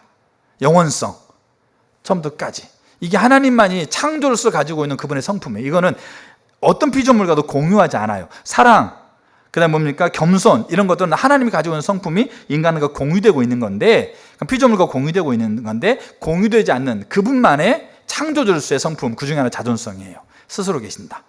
어떤 것에 영향을 받지 않는, 인간은 자존성이 아니에요. 인간은 자존할 수가 없어요. 사회적인 동물이에요. 근데 하나님은 달라요. 근데 자, 그분이 결정했어요. 뭘 결정했으면 창조. 흑암이 가득한 곳에서 온 세계를 만드시고 인간을 하나님의 형상으로 만들었어요. 거기에 인간의 기여가 있어요, 없어요? 저 여러분들 기여한 게 있어요, 없어요? 하나도 없어요. 그럼 타락은 인간이 기여했어요, 기여하지 않았어요? 기여했어요. 뭡니까? 하나님 먹지 말라고 선악과를 따먹는. 물론 여기 보세요. 그 창조의 자리에서 하나님을 누리는 것은 인간의 기여가 있어요. 근데 그 시작을 보는 거예요. 시작, 알겠죠? 그거를 시작하고 있는 그 자리에서 인간의 기여가 있었냐고요? 없었어요? 근데 타락에는 인간의 기여가 있어요. 인간의 선택에 의해서 이들이 타락해가지고 뭐에 끊어지는 겁니까? 이 하나님의 창조의 이 원리에서 끊어지는 거죠. 자, 그리고 나서 타락해가지고 이제 완전하게 꺾였어요. 그래가지고 이제 사단이 가는 지옥에 갈 수밖에 운명의 죽음, 육신의 죽음만 즉시 않았지, 영적인 죽음, 그다음에 영원한 죽음이 이미 결정된 상태, 육신의 죽음도 얼마 있지 않아서는 경험할 수밖에 없는 상태, 세 가지 죽음이 한꺼번에. 이게 타락이에요. 이게 여기에는 인간의 기여예요. 인간이 기여한다고요? 자, 그 다음에 타락해가지고 이렇게 꺾어가지고 결정됐는데, 요때 이제 하나님이 다시 구속을 시작하려고 그래요. 다시 구속을 시작하는 건 뭐겠어요? 요 창조 때 하나님이 행하셨던 일들을 다시 하나님이 새롭게 시작하려고 하는 거죠. 여기에 인간의 기여가 있어요, 없어요? 시작점에는 인간의 기여가 없어요. 여기에 인간의 기여라고 한다면 하나님이 구속을 시작하셨을 때 그 구속을 내가 받아들이는 게 인간의 기여예요. 여러분 잘 보세요. 요게 바울이, 여기 예레미야가 얘기하고 있는 은혜로 받았다는 말의 의미예요. 너희가, 그래서 바울이 고린도서에 뭐라고 얘기하냐? 고린도서에서 이렇게 얘기를 합니다. 어디냐면, 뭡니까? 2장에서 이렇게 얘기를 해요. 너희 중에 받지 않은 게 뭐냐? 4장 7절에. 누가 너를 남달리 구별하느냐? 내게 있는 것 중에 받지 아니한 것이 뭐냐? 우리가 살아가고 있는 것 중에 받지 않는 게 뭐가 있습니까? 내 노력으로 했다고요? 근데 그 원리로 돌아가면 받지 않은 게 뭐가 있겠어요? 내가 그렇게 하는 것도 내가 태어났을 때 부모로부터 받은 거잖아요. 그 부모는 누구에게 받은? 그러니까 이게, 그래서 보세요. 그래서 하나님이 가장 만족하고 행복하는 걸 하나님이 시작하셨어요. 창조, 구속. 이게 인간의 기여가 아무것도 없다고요. 근데 이거를 성경은 뭐라고 표현한지 아세요? 이거를 성경은 복음이라고 표현해요. 복음. 기쁜 소식, 복된 소식, 가스펠, 굿뉴스. 왜 이게 복음일까요? 꺾여버렸는데 이것이 다시 살아날 수 있는 길을, 도저히 내가 꺾어버렸기 때문에 내 힘으로 도저히 할 수 없는 거예요. 할 수 없는, 그러니까 1%가 아니고 제로인 거, 제로. 알겠죠? 제로인데 이거를 내가 정말 바라고 원하는 것이 안 이루어지는 제로의 상태였는데 그거를 다시 시작할 수 있게 됐어. 이게 뭡니까? 그게 그 사람에게는 뭐겠어요? 복음인 거예요. 내 자녀가 아파서 죽을 병에 걸렸는데 포기해버렸는데 약이 발견됐대. 그거 먹으면 나을 가능성이 1% 있대. 그럼 그게 그 사람에게는 복음인 거예요. 왜? 내가 기여할 수 있는 게 아무것도 없어서 내가 바라는 게 아무것도 안 되는 그 처절하게 절망, 제로인 상태에서 그거를 가능하게 되는 것들이 있다라는 소식이 들려왔을 때 그게 복음인 거라는 거죠. 근데 성경은 이걸 뭐라고 얘기하느냐? 하나님만이 우리의 유일한 생명이고 그 생명을 보존하고 계시는 분이라고 하고 있는 이거를 복음이라고 표현해요. 그래서 하나님의 사람들은 이거를 알고 있었어요. 그래서 보세요. 보세요. 이게 복음인데, 자, 하나님이 우리의 유일한 생명을 공급하시고 유지하시는 분이에요. 그렇기 때문에 중요한 게 있어요. 하나님이 공급하게 하지 않으시면 얻을 수 없고, 하나님이 유지하지 않으시면 안개처럼 사라져요. 지금 돈 수억을 들고 계시죠? 하나님이 공급하셨으니 갖고 계셨죠? 하나님이 유지하지 않으시면 사라져요. 아침 안개처럼 사라져요. 이거를 인식의 전환을 겪은 사람은 알았어요. 호세아서 1장 9절 이렇게 되어 있어요. 너희가 많은 것을 바랐으나 도리어 적었고 너희가 그것을 집으로 가져갔으나 내가 불어버렸다. 하나님이 공급하지 않으면 얻을 수 없고요. 하나님이 유지하지 않으면 그거 사라집니다. 욥기 1장 다 알죠. 한날에 자식 죽고 재산 다 잃어버렸어요. 그때 욥이 이러잖아요. 내가 모태에서 1장 21절 내가 모태에서 알몸으로 나왔은즉 또한 알몸이 그리로 돌아갈지라. 주신 이도 여호와시요 거두신 이도 여호와시오니 여호와의 이름이 찬송을 받으실지라. 이게 인식의 전환을 갖는 자들의 고백이에요. 고린도전서 4장 7절 아까 얘기했던 것처럼 너희 중에 받지 않는 게 뭐냐. 창세기 요셉 45장 7절 하나님이 큰 구원으로 당신들의 생명을 보존하고 당신들의 후손을 세상에 두시려고 나를 당신보다 먼저 보내셨나니. 창세기 50장 20절 당신들은 나를 해하려 했으나 하나님은 그것을 선으로 바꾸사 오늘과 같이 많은 백성의 생명을 구원하게 하시려 하셨나니. 이들이 가지고 있는 인식이 뭐예요? 이야기가 뭐예요? 하나님이 생명의 공급자이시고 그 생명을 유지하시는 분이다. 그러면 이 인식을 가지고 있는 요셉이 얼마나 고난을 겪었어요? 알지 않습니까? 욥이 얼마나 많은 고난을 겪었어요. 근데 이 인식을 얼마나 처절하게 전환된 인식이 옳고 그름의 인식이잖아요. 사실에 그러니까 공상 이야기가 아니고 실제적 역사적인 사건과 하나님이 하시고 있는 놀라운 객관적인 증거 안에서 우리 가운데 하나님께서 우리 가운데 주고 있는 인식, 이야기라고 하고 이걸 붙들고 있는 거잖아요. 모세가, 요셉이, 욥이. 그러면 그 자리에서 욥의 인생만 보더라도 우리는 다 알지 않습니까? 그가 10대 때 어떤 고통을 당했고 그가 뭡니까? 어떤 자리에 있었고 20대 때 어떤 노함을 썼고 20대 후반에 또 어떤 자리에 있었고 다 알잖아요. 얘기 들어서. 그 인생 가운데서 욥이 착했으니까 마냥 착했으니까 가능했겠어요? 마냥 교회 예배 잘 다녔으니까 마냥 뭡니까? 그렇게 하나님이 함께 했던 것이 가능했을 것 같으세요? 그럼 우리도 그럼 요셉처럼 매일매일 교회 오면 되겠네요? 근데 요셉의 인생 가운데 하나님이 그렇게 함께 있고 요셉의 인생을 하나님이 정확하게 하나님이 손길로 재단하듯이 감옥에 가둔 것부터 감옥에서 두 장관을 보낸 것부터 그 꿈의 석대로 그대로 되어졌고 그 한 사람이 뭡니까? 복원되어 가지고 바로 꿈을 꿨을 때 그 사람이 그때 딱 생각나. 요셉이라는 사람이 생각났지 하면서 요셉을 천거하는 것. 바로가 요셉을 불러왔고 요셉의 꿈 이야기가 바로에게 와닿고 바로가 그 자리에서 요셉을 총리로 세우고. 이게 사람이 지어도 이렇게 치밀하게 질 수 없을 정도로 실제적인 역사 이야기가 흘러가고 있잖아요. 그러면 이 자리에서 요셉은 뭐 했겠어요? 하나님을 찾았겠죠. 하나님을 찾으려고 얼마나 많이 애를 썼겠어요. 그 보디발의 아내부터 감옥에 있을 때 그가 하나님을 이 인식에 전환된 인식에서 약간 흐려졌을 때 그 나를 기억해 달라고 그러면서 2년이나 더 다뤘다고 그렇게 얘기도 하지 않습니까? 얼마나 하나님을 찾았겠어요? 얼마나 하나님 얼굴을 구했겠어요? 그건 뭐겠어요? 그가 전환되어 있는 인식을 가지고 그 근거가 사라지지 않도록 그가 하나님을 찾는 것, 그 인식을 가지고 하나님을 찾는 것에 그 삶이 세워진 거예요. 그러면 그가 가지고 있었던 그 인식이 어떤 인식인가? 하나님은 우리의 모든 필요의 공급자이고 그리고 하나님이 그 필요를 유지하시는 분이다. 그럼 이 말은 우리가 다 잘 살고 건강하게 살고 아무런 문제 없이 산다는 얘기 아니에요. 성경에서는 그렇게 산 사람 몇 명 없어요. 실제로. 하나 문제 없이 잘 먹고 잘 산 예는 많지 않아요. 성경에서. 그러나 그렇게 살고 안 살고의 여부에 상관없이 그들은 기뻤어요. 그들은 만족했고 그들은 즐거웠고 그들은 소망이 넘쳤어요. 왜? 이 인식의 전환으로 하나님이 지금 내 옆에, 내 안에, 내 앞에 계시고 그 하나님이 나의 유일한 공급자이시고 유일한 내 삶을 유지해가는 분이라는 것에 대한 인식을 가지고 있으면서 그 인식으로 그 하나님을 찾는 자리에 있었기 때문에 요한일서 1장에 나오고 있는 우리의 기쁨이다. 그래서 세상이 감당하지 못하는 거예요. 하나님 믿는 사람을. 왜냐하면 그들은 도저히 이해가 안 되거든요. 하나님 믿는 사람이. 자기의 뇌 구조를 가지고는 저 사람이 이해가 안 되는 거예요.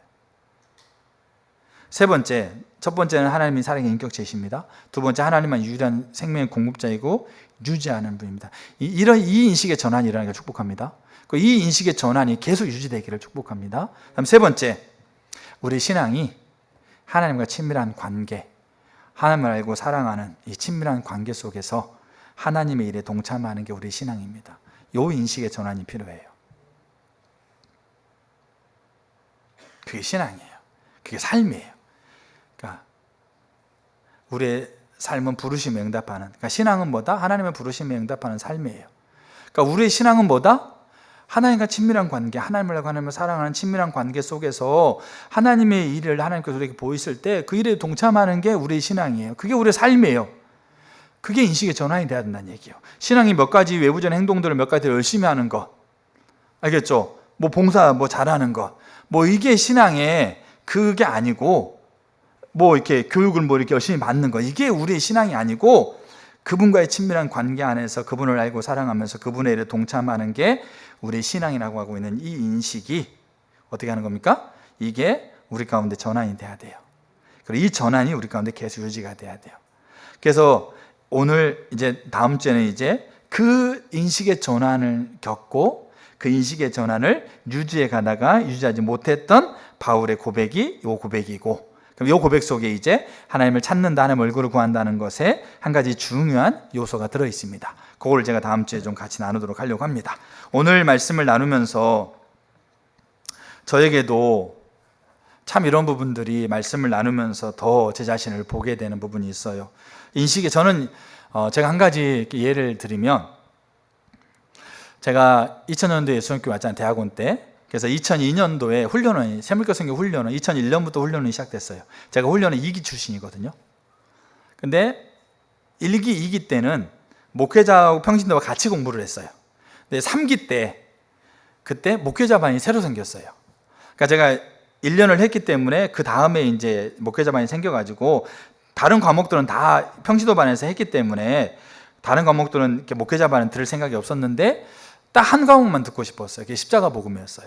십자가 복음만큼은 목회자반에서 제가 다시 들었어요. 평신도반에서 공부를 했는데 다시 들었어요.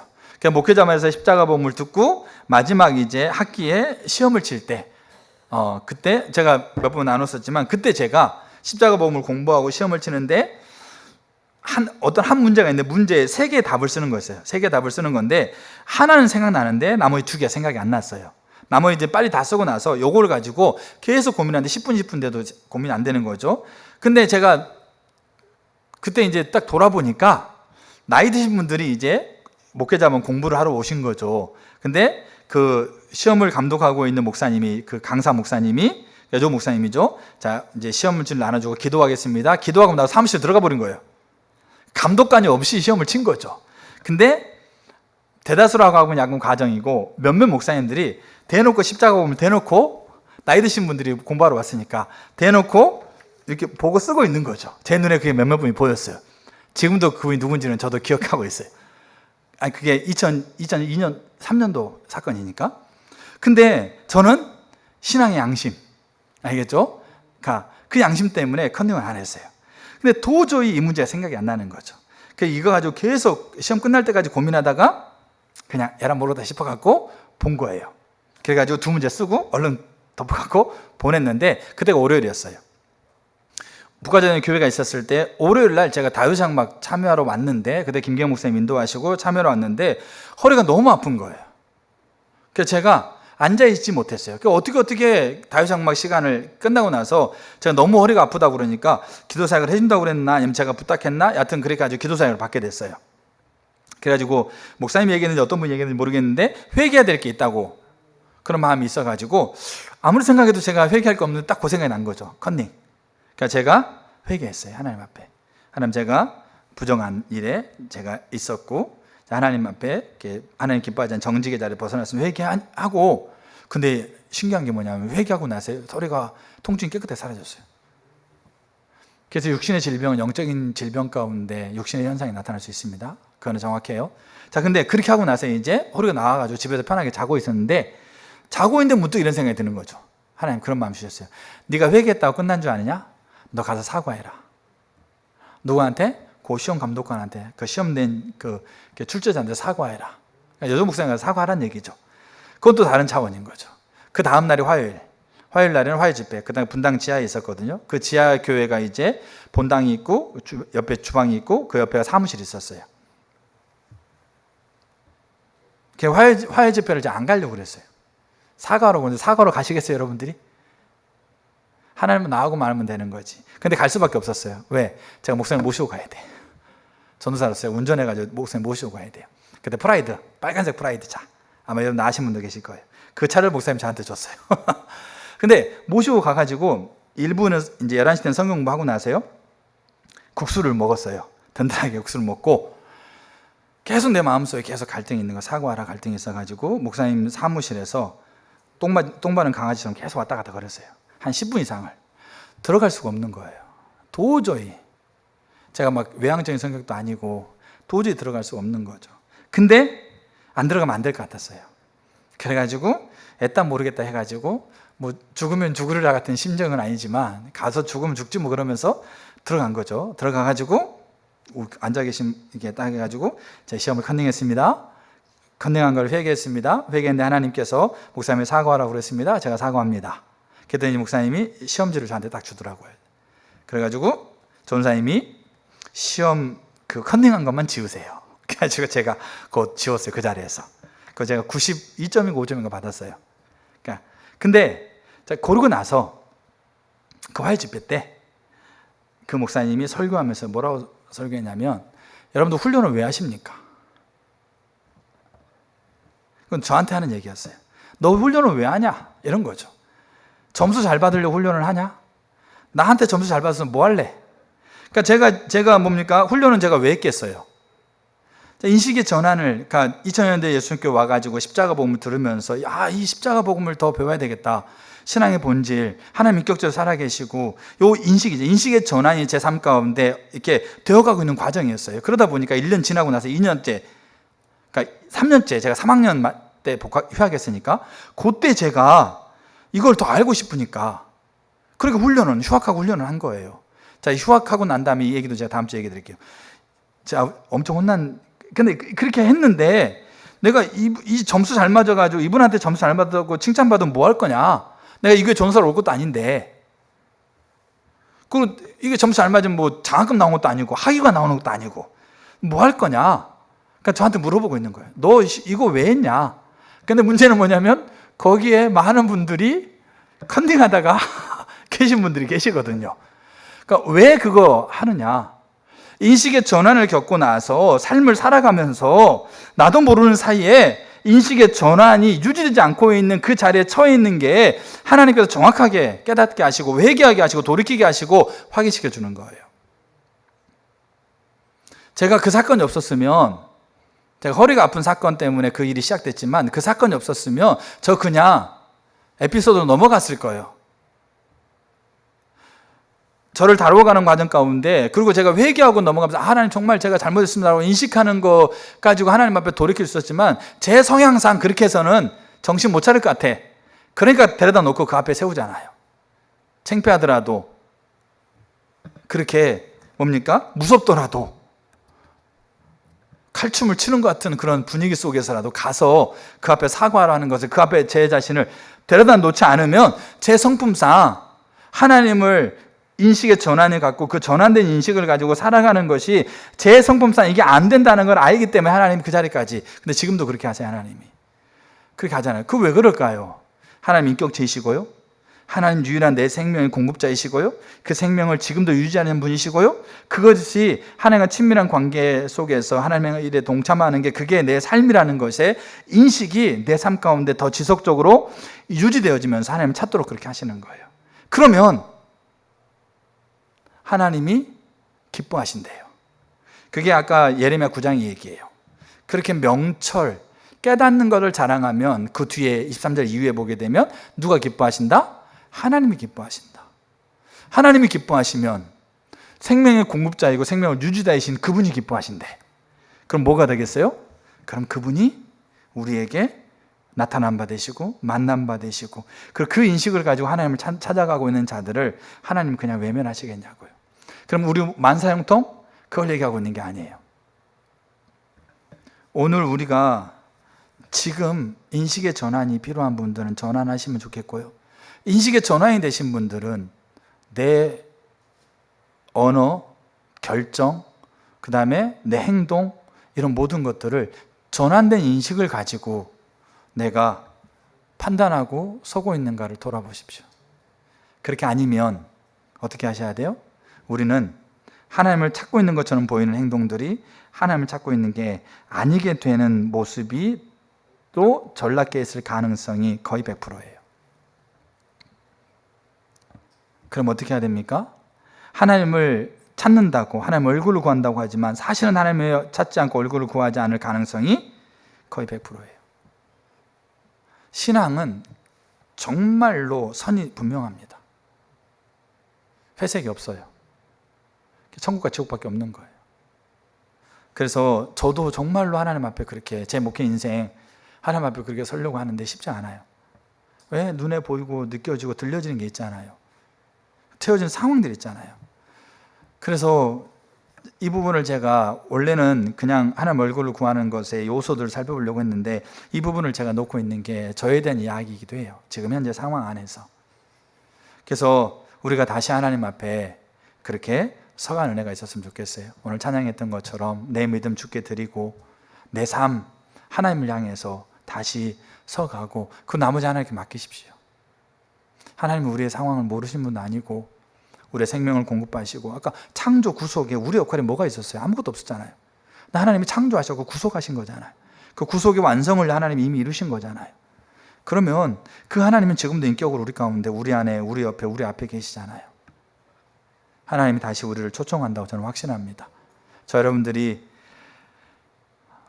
그렇게 사기를 축복합니다. 우리 예수님교회가 그 인식을 다시 새롭게 유지할 수 있는 은혜가 우리 가운데 있기를 정말 간절히 원합니다.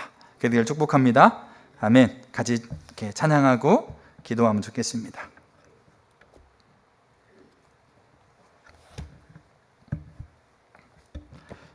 우리 추가고 2장 나중에 이 찬양하고 이렇게 기다릴 때는 아까 이렇게 세 번째 불렀던 찬양 좀 해주시고요.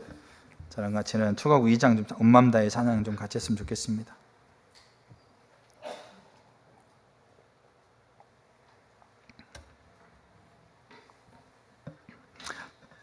여러분 기억할 게 뭐냐면, 여러분 인식의 전환을 가지고 유지하고 있는 것은 감정 영역이 아닙니다. 우리가 감정적으로 이렇게 탁월하게 그렇게 될 수가 있어요. 근데 감정적인 영역이 아닙니다. 감정은 그 결과로 따라오는 거라 보시면 돼요. 이거는 선택 영역입니다. 결정 영역입니다. 왜? 하나님께서 우리에게 의지를 주셨잖아요. 의지는 뭐냐면 내 마음대로 할 수 있는 것을 얘기하는 게 아니고 의를 선택할 수 있는 능력이에요. 의 대신 하나님을 선택하는 능력 우리 가운데 주신 거예요. 그래서 이거는 선택 영역이에요. 그러니까 내가 분명하게 이게 진리라는 걸 인식하고 그게 내가 선택하겠다는 걸 결정하시는 거예요. 그게 우리가 인식의 전환과 전환을 유지해 가고 있는, 그리고 그것을 가능하도록 하나님 앞에 도움을 구하는 선택인 거죠. 감정과 환경의 변화는 있지 않습니까? 거기에 대한 열매예요. 우리 오해하면 안 돼요. 그러니까 우리는 정말로 그게 진리라는 거를 그게 분명하게 내가 동의하느냐, 거기에 내가 다시 서려고 하고 있는 각오를 가지고 있느냐, 거기에 내가 그거를 내가 하나님 주고 있는 그 선택할 수 있는 능력을 가지고 내가 선택하느냐, 이 부분이에요. 요거 하나님께서 우리에게 원하시는 거란 얘기죠. 그래서 우리가 찬양하고요, 그게 하나님 앞에 결단되어지고 그게 하나님 앞에 고백되어지기를 바랍니다. 찬양하겠습니다.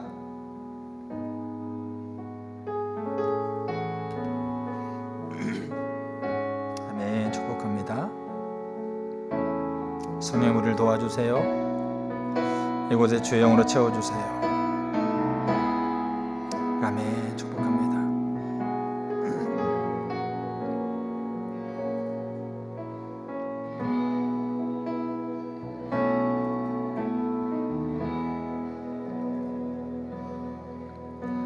주님과 함께하는 이 고요한 시간, 주님의 보좌 앞에 내 마음을 쏟네.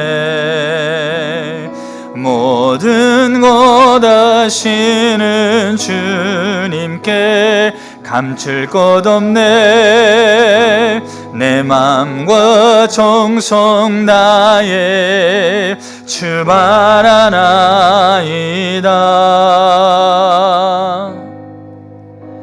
나 염려하지 않아도 내 쓸 것 아시니 나오지 주의 얼굴 구하게 하소서. 다 이해할 수 없을 때라도 감사하며 날마다 순종하며 주 따르오리다. 온 맘 다해 사랑합니다. 온 맘 다해 주 알게 원해요. 내 모든 삶 당신 것이니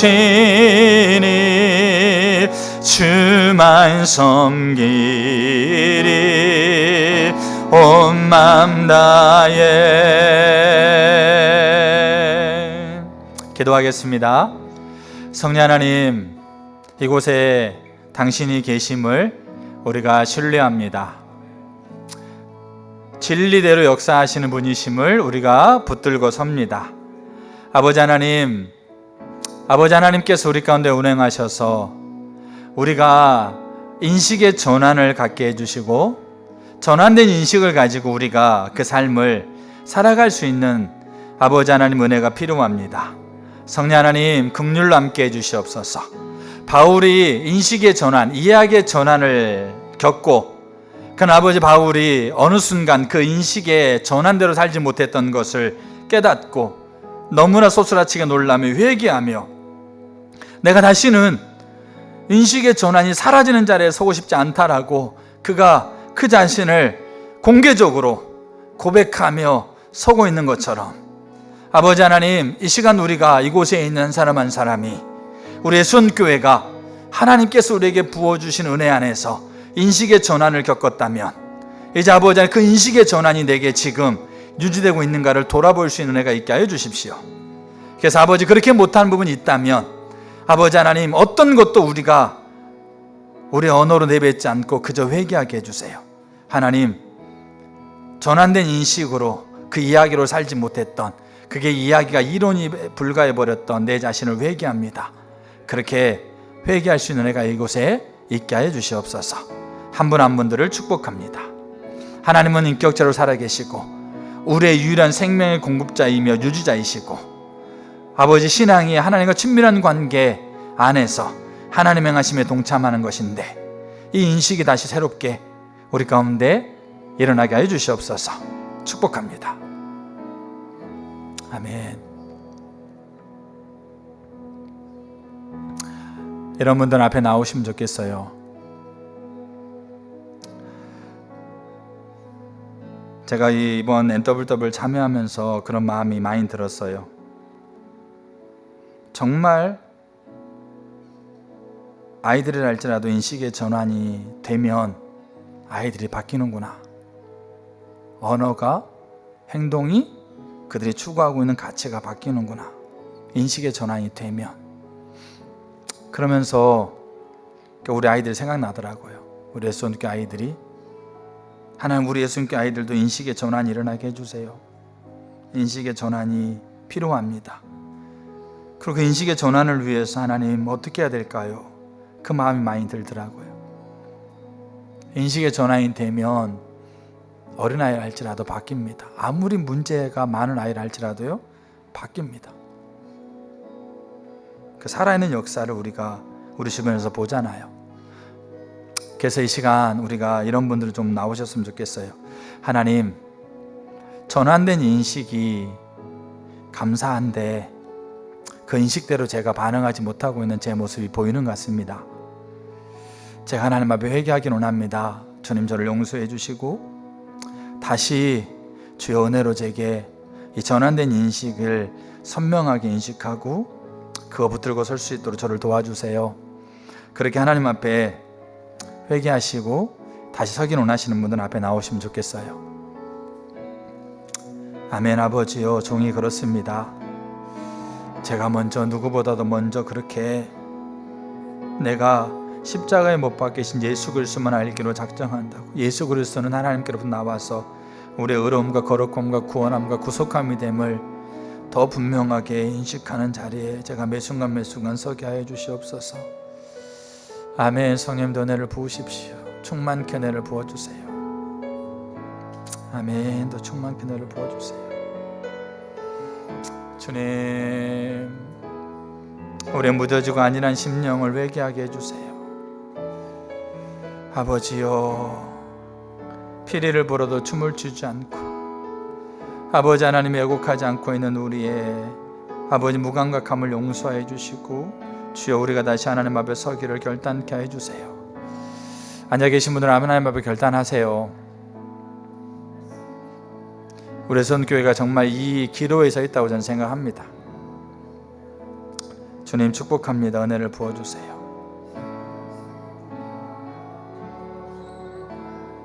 아멘. 더 충만케 은혜를 부어주세요. 아멘. 축복합니다.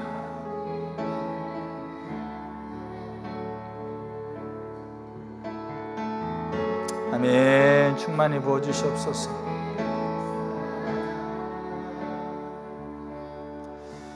아멘. 우리의 싸움은 혈과 육의 싸움이 아닙니다. 하나님을 대적하여 높아진 견고한 진들과의 싸움입니다. 이 세대의 문화, 이 세대의 가치관, 아버지 하나님, 우리를 행복하게 하는 가치관도 분명히 존재합니다. 그러나 진정한 가치와 행복을 못 보게 만드는 가치관 또한 우리 가운데 너무나 팽배합니다. 주님, 우리가 이 가치의 홍수 속에서 정말 우리가 어떻게 살아가야 되는 것이 올바른 행복한 삶이라는 것을 우리가 올바로 인식할 수 있는 인식의 전환이 일어나게 해주세요. 모든 견고한 진들, 내가 보고 두고 느끼는 것으로 판단하게 만드는 아버지 하나님, 그런 아버지 하나님의 주님 가치관을 우리 안에서 걷어주세요. 견고한 진들을 끊어주세요. 아멘. 축복합니다. 주님 더 부어주세요.